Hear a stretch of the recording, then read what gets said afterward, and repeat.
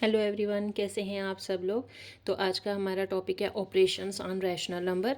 हम कुछ ट्रिक्स के साथ इसको पढ़ेंगे। तो हम ऑपरेशन ऑन रैशनल नंबर का मतलब ये है कि रैशनल नंबर को हम किस तरह से एडिशन करते हैं, मल्टीप्लिकेशन किस तरह से होती है, सब्ट्रैक्शन कैसे होती है, डिवीजन कैसे होती है।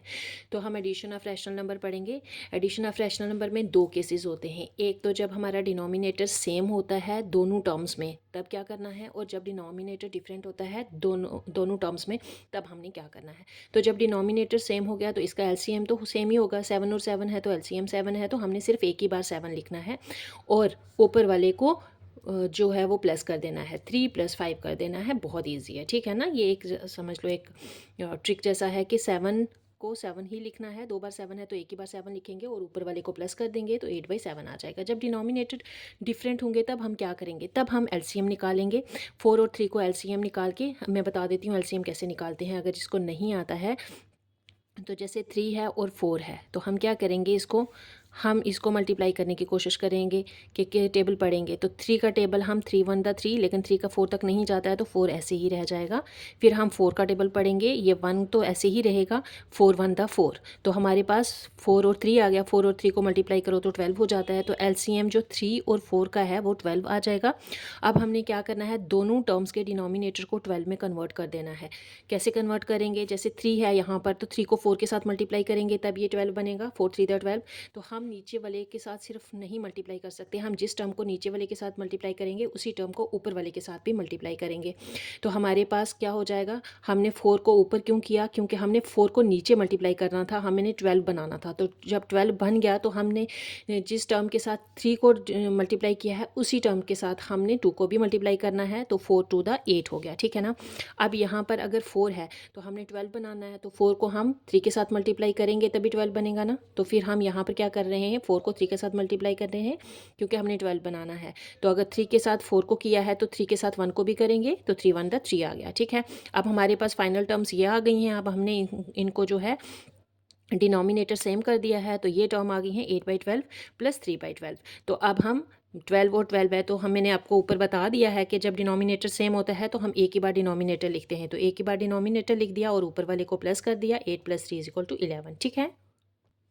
फिर हम करेंगे सब्ट्रैक्शन ऑफ रैशनल नंबर्स। तो रैशनल नंबर को हमने सब्ट्रैक्ट कैसे करना है, ये वैसे ही है जैसे हमने एडिशन की है।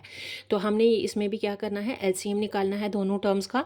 अगर यहाँ पर सेम टर्म है, नीचे डिनोमिनेटर सेम है, तो इसको सेम उसी तरह से करेंगे जैसे एडिशन किया है। हमने डिनोमिनेटर को एक ही बार लिखना है और ऊपर वाली टर्म को हमने माइनस कर देना है। 7 में से 2 को माइनस कर देते अगर हमारे डिनोमिनेटर सेम होता, लेकिन यहाँ डिनोमिनेटर डिफरेंट है, यहाँ 9 है, यहाँ 3 है, तो हम एलसीएम निकालेंगे 9 और 3 का।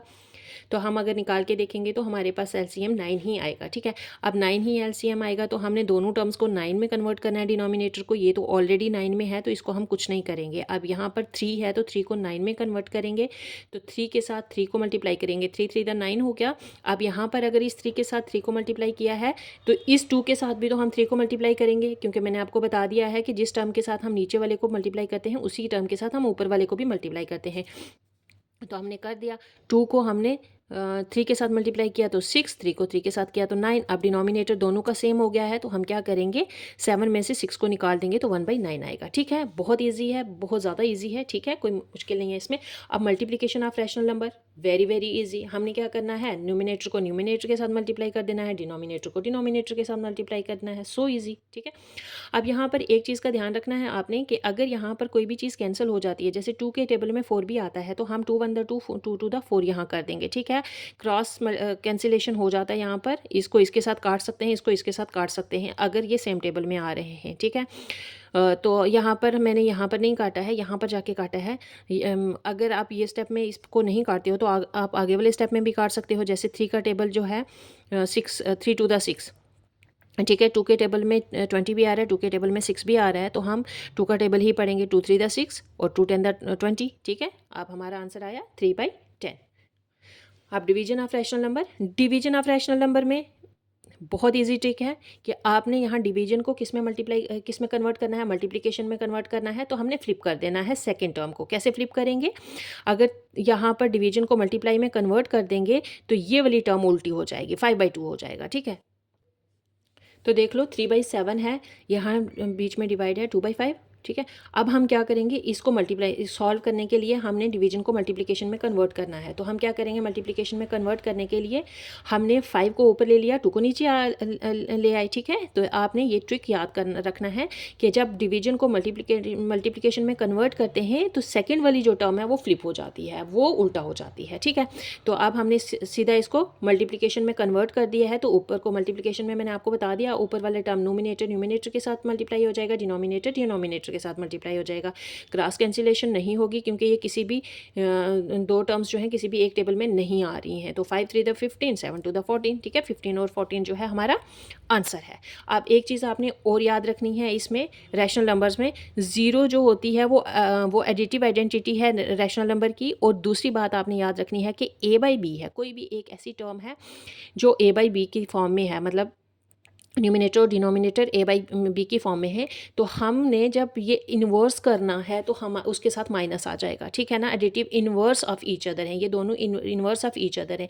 इसके उल्टा ये है, इससे इसके उल्टा ये है। कैसे उल्टा है, ए बाई बी है यहाँ पर, तो इसका उल्टा क्या कैसे है, कॉमन मैन देखेगा कि किस तरह से ये उल्टा है। तो अगर उल्टा करेंगे तो ये बी बाई ए हो जाएगा ना, बी बाई ए हो जाएगा। तो बी बाई ए की जगह हम माइनस ए बाई बी लिखेंगे। माइनस ए बाई बी का मतलब कि ए नीचे आ जाएगा, बी ऊपर आ जाएगा। तो हम ए बाई बी का उल्टा बी बाई ए बी है, लेकिन बी बाई ए की जगह हम माइनस ए बाई बी भी लिख सकते हैं। ये आपने याद रखना है। ठीक है, तो गाइज आज के लिए हम इतना ही रखते हैं। नेक्स्ट आपको किस टॉपिक पे वीडियो चाहिए प्लीज़ आप मुझे ज़रूर कमेंट में लिखना, और मेरी वीडियो आपको कैसी लग रही है ये भी मुझे बताना। अगर कोई सजेशन है तो यू आर मोस्ट वेलकम, आप मुझे कमेंट में लिख सकते हो। और मेरी वीडियोज़ अगर आपको पसंद आ रही हैं तो आप मेरी चैनल को लाइक शेयर और सब्सक्राइब ज़रूर करें। Thank you so much.